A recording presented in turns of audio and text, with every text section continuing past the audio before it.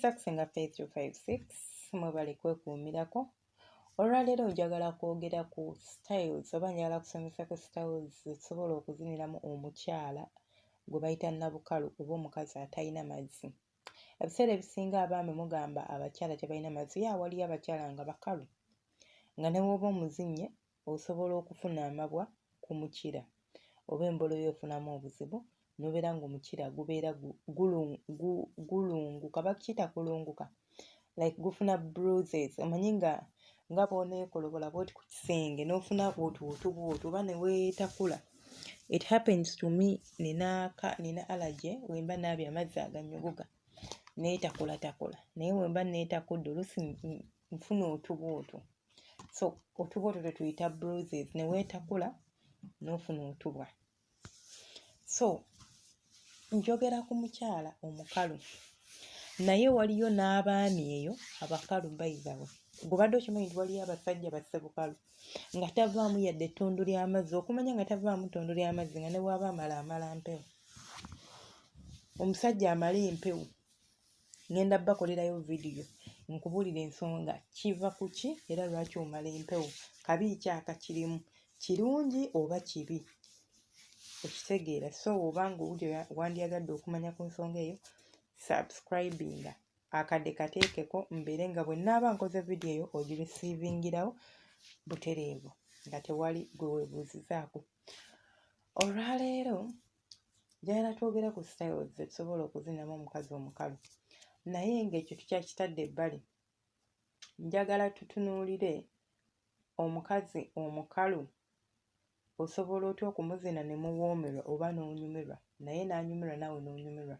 Ekisookera ddala omukyala omukalu obeera bamuzina osobola okukozesa kye tuyita, bakiyita batya mu Luganda, omuzungu akiyita replicant. Ne mubeera nga musobola okubeera nga mugonza ekintu, ne mubeera nga mweyongeza mu maaso.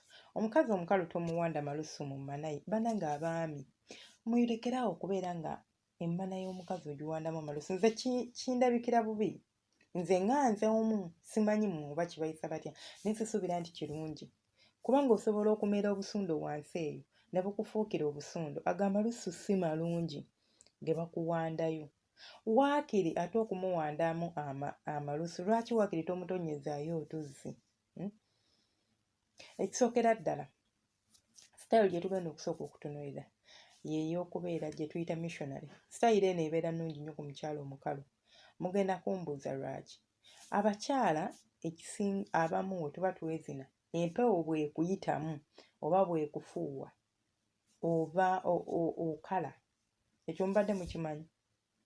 Omukyala omukalu bw'oba omuzina tomuzinira mu mpewo, tomukkiriza mpewo muyitamu kuba olwedde mukalu. Kati ate bw'empewo bw'emuyitamu, jjukira empewo nnyingi, katugambe omutadde mu style y'akabuzi, kati omuyingizaamu empewo, omukira gufuluma ne gukala, then n'oguzzayo nga mukalu.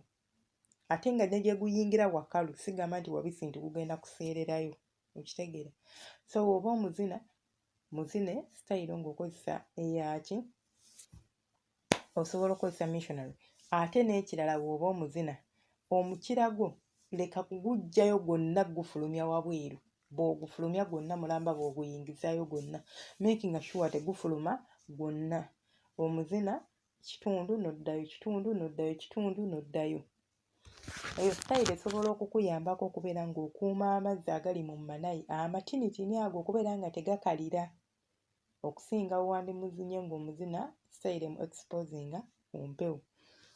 Waliyo style ey'okukwata omukyala n'omwebasa nga atunudde waggulu, n'okwata amagulu ge n'ogawanika waggulu, gwe n'omuzina either ng'ofukamidde oba nga omwebaseeko, nga si style ya missionary ng'eno eya bulijjo. Mbannyonnyodde bati omukyala yeebaka, style eno bagiyita batya, makansi oba anti nsoma bingi munansonyiwa. Omukyala yeebaka n'atunula waggulu n'akwata amagulu ge n'agawanika, gwe n'omuzina muli ku buliri. Oba osobola okumuzina nga gwe oyimiridde nga ye yeebase ku buliri.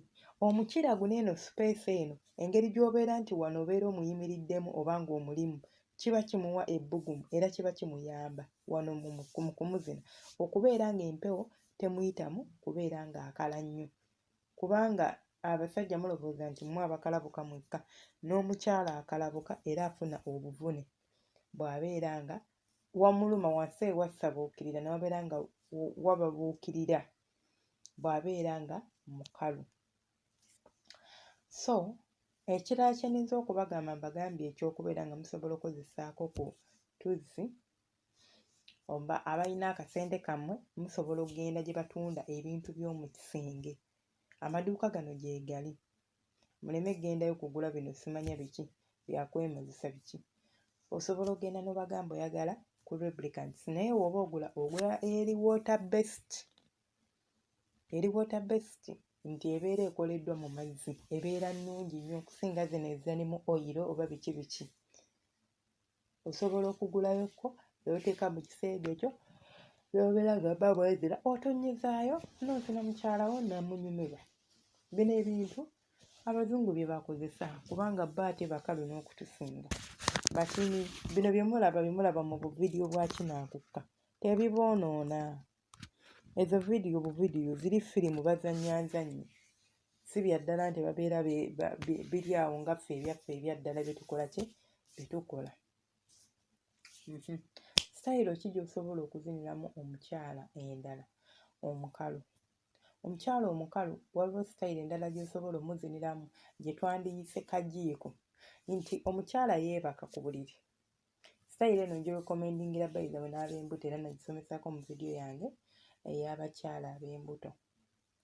Omukyala yeebaka ku buliri n'atunula oludda, tugambe atunudde ku kisenge, n'omwami n'atunula n'omwami neebaka ng'atunudde ku kisenge nga mwenna mutunudde ku ludda lumu. Wabula omukyala y'abeera mu maaso, omwami n'omubeera emabega, omuzina omuva eno mabega, omuyingirira mabega n'obeera ng'osobola okuyingira mu kituli bulungi nnyo.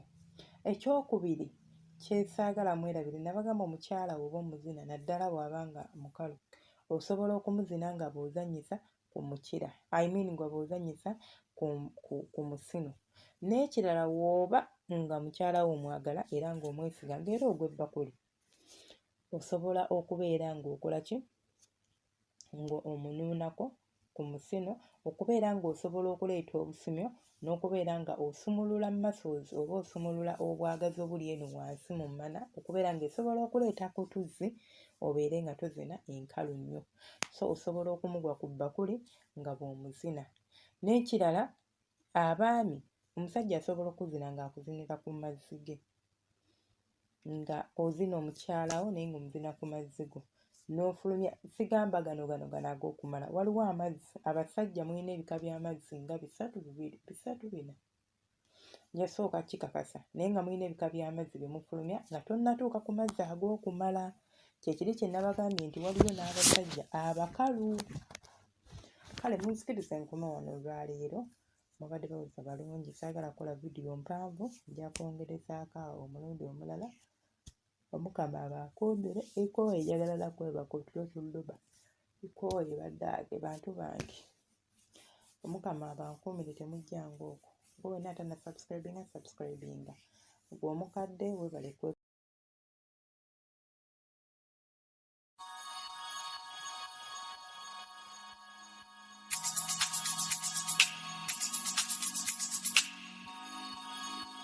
Yeah.